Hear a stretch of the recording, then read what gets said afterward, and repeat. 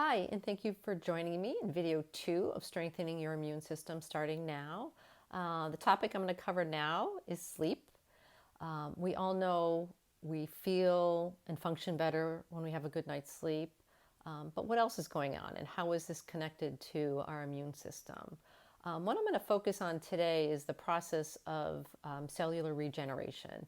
While we're sleeping, our body is taking care of some internal housekeeping, let's say. And, that function, and when it's working properly, helps your metabolism. It actually will decrease your appetite. It will help with the aging process. If we get really good quality sleep, we're actually going to slow down the aging process. It also is going to increase our memory. And also, it's going to decrease negative emotions. We're going to feel better and happier, and it's just a good thing for that. But focusing on immune system is what I'm going to work on now, and I'm going to talk about a few things that is kind of getting in the way of what's going on and what you can do about it. The tricky part is not being in your bed for 8 hours. The tricky part is getting quality sleep. And the other part of it is the timing of the sleep, and that's important. There's a lot of reasons why people aren't sleeping. There's some health reasons, medical reasons why. But what I'm going to focus on is something that is in your control and that you can work on. And that is the circadian rhythm. Your body is on a 24-hour clock. Called your circadian rhythm. It works with light and dark, and also the temperature of the day. And this internal clock is super important to keep on the right track and be consistent with, because it's going to give you it's going to tell your brain that it's time to sleep and when it's time to wake. So what's causing our circadian rhythm to be out of alignment? I mean, we really want a day where we have energy, energy, energy, energy, and then we slowly go down, and then we have a really great night's sleep. A lot of us are living in this kind of half energy all day long and half energy into the night, and maybe some sleep. But we really want a better curve to get that quality sleep that we're looking for to help our immune system. Some causes and some solutions.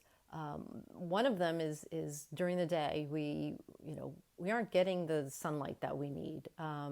We're inside, we're in artificial light, we're in office buildings, and our bodies are not understanding that it's daytime. A solution to that is to get yourself out in the sunshine. Ideally, if you can be out for 10 minutes, the sun on your face, within the first 30 minutes of you waking up, that's ideal. You also can get, and I have one here, a light therapy.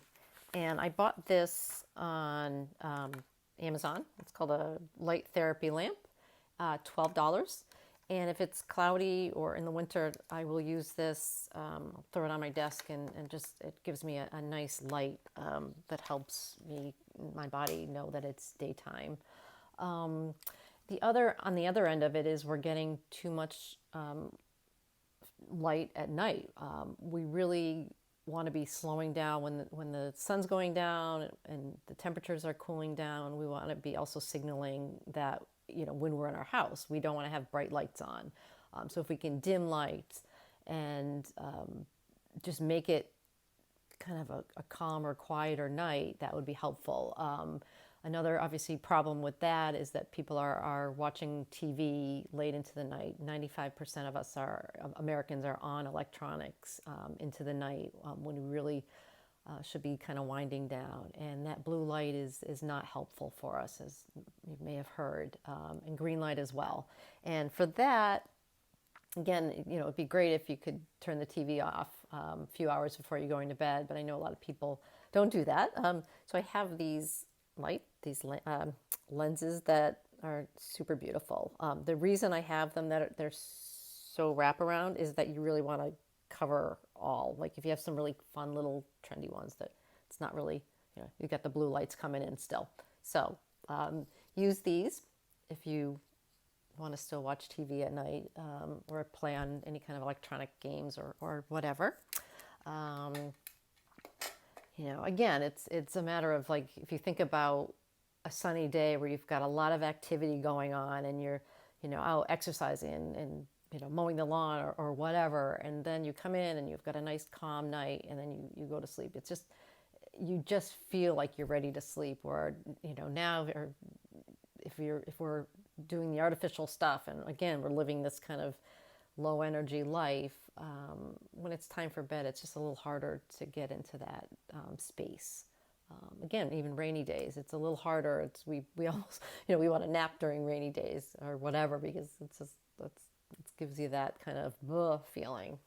Other causes of sleep disruption are, late night eating.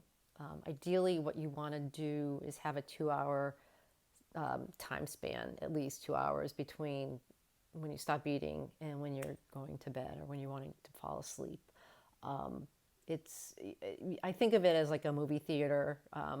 If everybody's in there and eating popcorn and throwing candy wrappers on the ground, if the guy that comes in to clean comes in at that point, he's going to have a really hard time getting around. And it's the same with your body. If you've got food in there, it's not working. Your body's not able to work on sleep and regenerating. It's too busy working on the food that you've put in your mouth just an hour ago or whatever. In the movie theater, everybody clears out. Just easy to sweep it all out.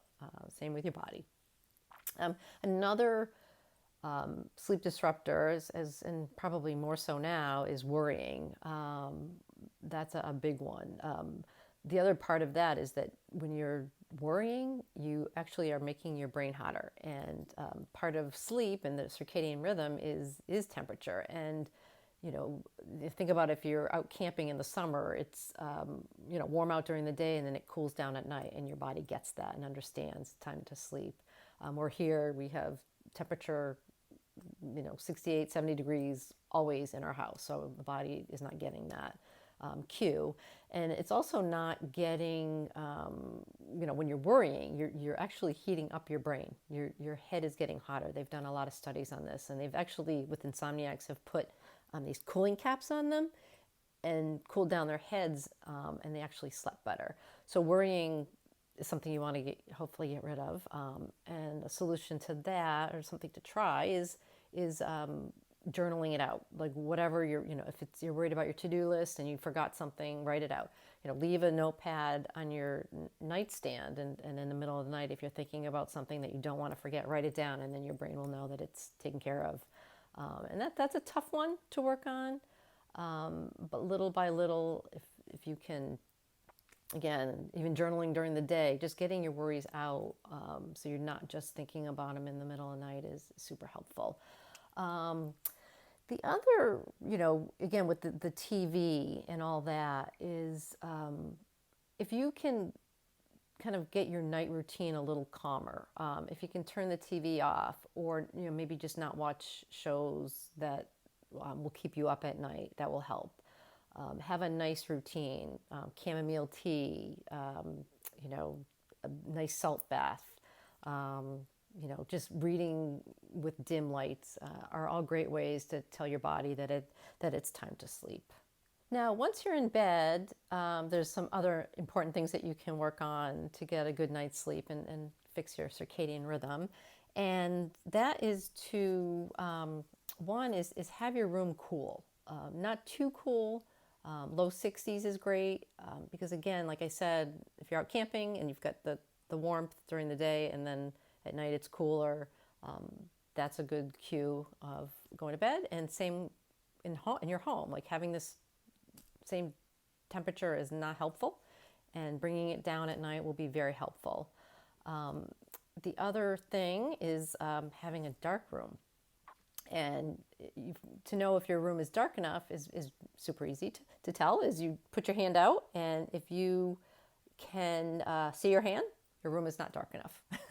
So cover lights, room darkening shades. I don't have, as you can see, room darkening shades, and I have a lot of people with lights on at night for some reason.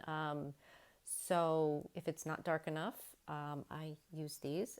And I always think of the, you know, some woman that wants to wear a feather, outfit and sleep during the day. But that's my idea of these.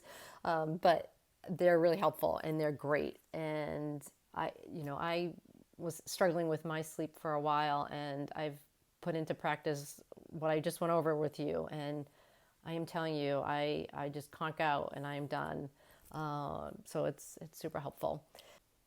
So that covers the area of sleep, and there's some definite strategies that you can incorporate starting now and work on and improve your sleep and help your immune system.